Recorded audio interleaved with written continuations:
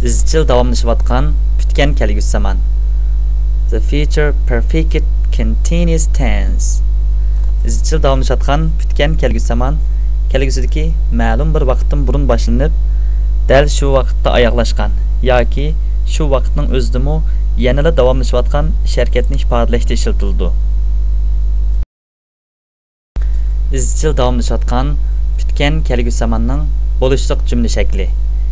Ega, yordamchi fe'l will, yordamchi fe'l have, be fe'lning o'tgan zamon tarmoq shakli been, harakat fe'l, ing harflari va oxirida to'ldirg'ich keladi.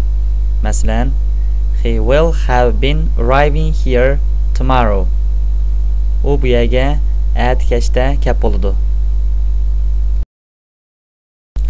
Izchil davomlashayotgan kutgan kelgusi zamonning oddiy so'roq shaklini yasashda yordamchi fe'l will jumlaning beshida keladi. Ondan ega, yordamchi fe'l have, be fe'lning o'tgan zamon tarmoq shakli been, harakat fe'l ing oxirida to'ldirg'ich keladi.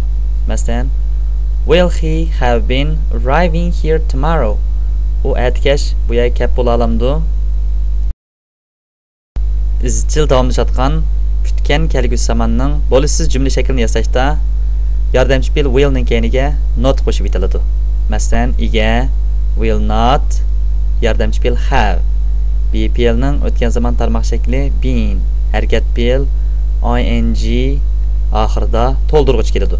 Masalan, he will not have been arriving here tomorrow.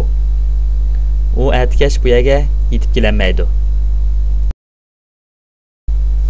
Izchil davomlashayotgan kutgan kelgusi zamonning alohida so'roq shaklini yasashda savol almashlari jumlaning beshida keladi. Ondan yordamchi fe'l will va ega, yordamchi fe'l have, be fe'lning o'tgan zamon tarmoq shakli been, harakat fe'l va oxirida ing harflari keladi. Masalan, when will he have been arriving? U bu yerga qachon kelib bo'la oladi?